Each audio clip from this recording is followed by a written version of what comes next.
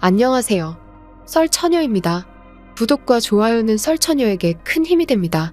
오늘의 사연 시작하겠습니다. 남편에게는 3살 터울의 누나 하나가 있습니다.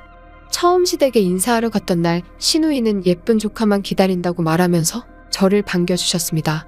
노처녀인 시누이로 인해 시부모님은 걱정이 이만저만이 아니라고 하셨죠.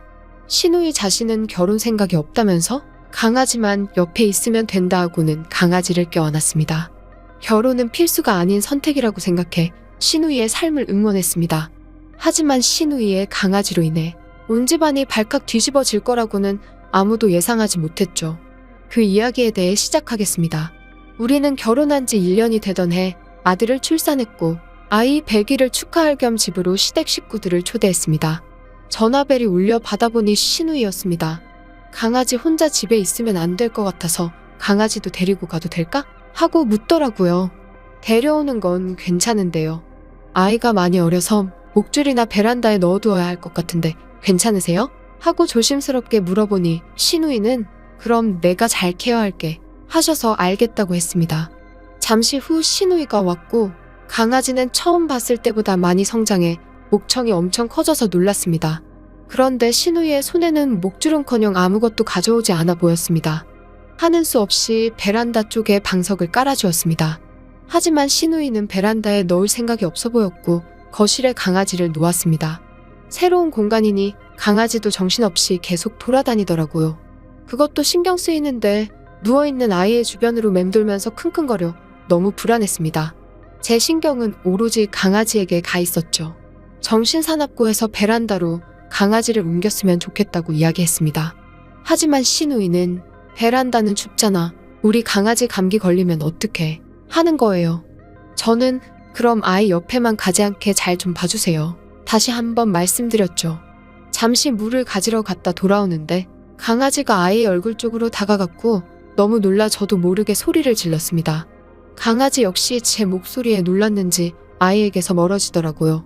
저는 바로 아이를 안았고 강아지 좀 제발 베란다에 넣어주세요 하고 강력하게 말했습니다.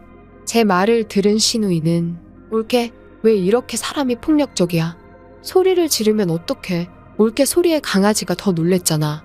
그리고 우리 강아지는 안 문다고 몇 번을 말해 라며 같은 말만 반복하더라고요.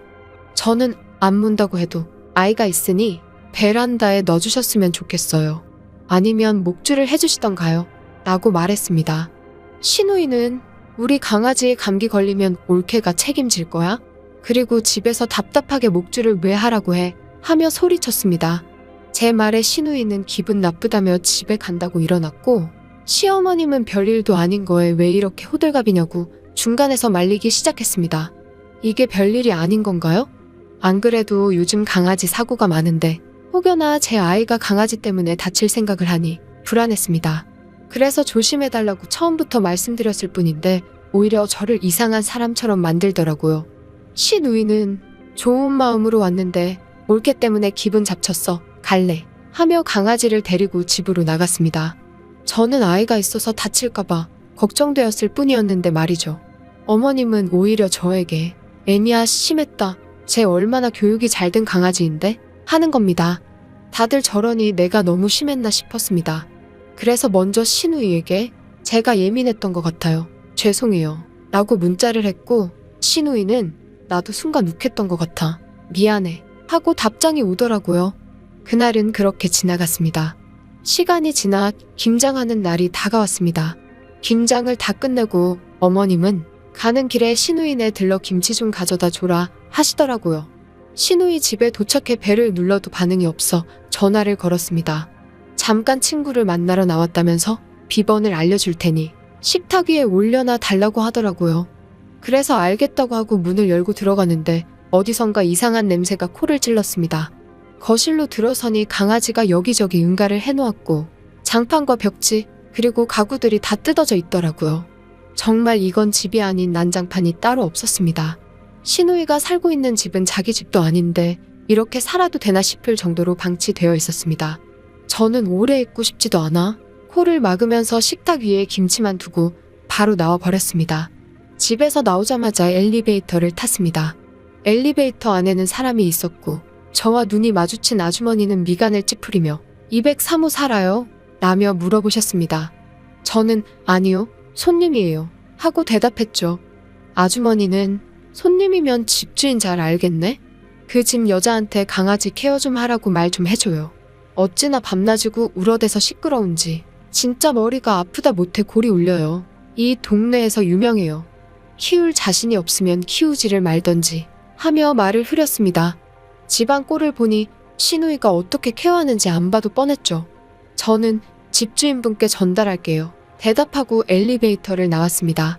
집에 도착하니 시누이에게 연락이 왔고 잘 갖다 놨냐며 묻더라고요.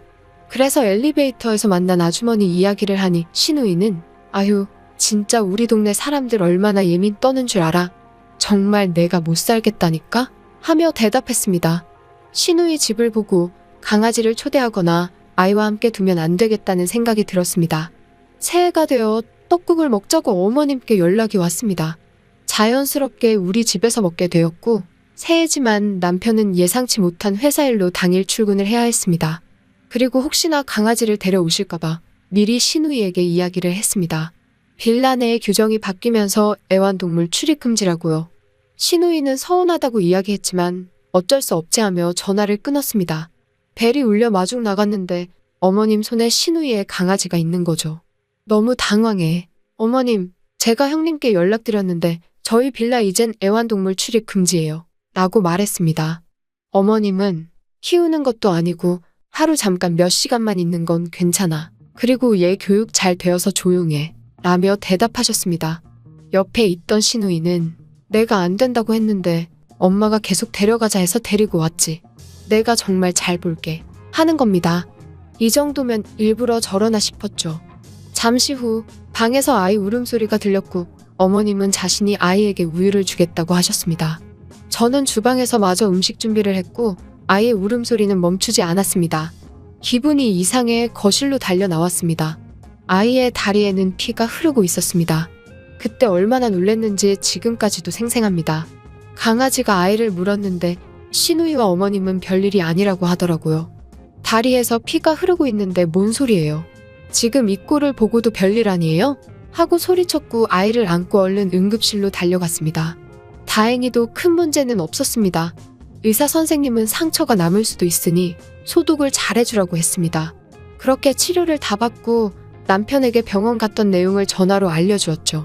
남편은 바로 집으로 온다며 전화를 끊었습니다. 아들과 집으로 돌아오니 강아지고 뭐고 정말 꼴도 보기 싫더라고요. 그래서 어머님과 시누이에게 당장 강아지 데리고 나가달라고 했습니다. 그랬더니 시누이는 애들이 크면서 좀 다칠 수도 있지. 옳게 그렇게 까다롭게 키우면 애 성격 버려. 하는 겁니다. 불난 집에 부채질을 한단 말이 있죠. 딱 그 심정이었습니다. 누구 때문에 이렇게 되었는데 저딴 소리를 하나 싶어. 형님, 지금 그게 이 상황에서 하실 말씀이에요? 생각 좀 하고 말씀하세요. 제가 분명히 강아지에 대해 말씀드렸잖아요. 그리고 어머님 교육이 잘 된 강아지요? 어머님 손자가 다친 걸 보시고도 별일이 아니라고요? 소리쳤습니다. 어머님은 오히려 뻔뻔하게 강아지가 일부러 그랬겠니? 친해지려고 한 건데 아마 힘 조절이 안 되어서 문 걸 거야. 병원 다녀왔으면 치료 잘 되었을 테니 그만해라. 하셨습니다. 당장 나가라고 소리치는 순간 남편이 들어왔고 남편은 아이 다친 걸 보더니 눈이 돌더라고요. 그러면서 둘의 뻔뻔함에 빡친 남편은 다시는 강아지 데리고 우리 집에 오지 마. 교육도 안 된 개를 어디 데리고 다녀서 내 아들 다치게 해. 이래서 개 교육 못하는 사람이 키우면 안 돼. 누나 같은 사람들 때문에 잘 키우는 사람들도 욕먹는 거야. 하며 소리쳤고 아이 상처 치료비도 다 보상하라고 했습니다.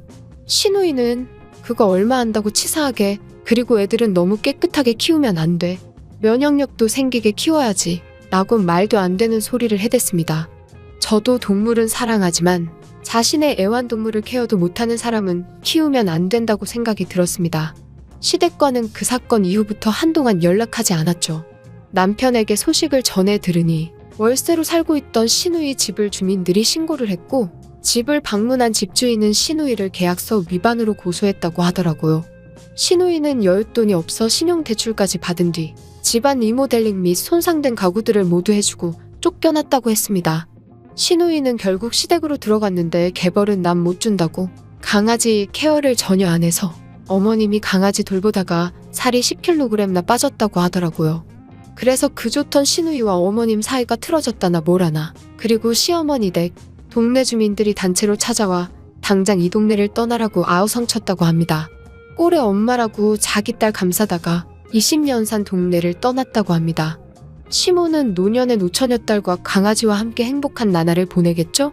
강아지고 사람이고 어떻게 케어하느냐가 중요하다는 생각을 하게 된 사건이었습니다. 오늘의 사연은 여기까지입니다. 긴 사연 끝까지 들어주셔서 감사합니다. 구독과 좋아요는 설처녀에게 큰 힘이 됩니다.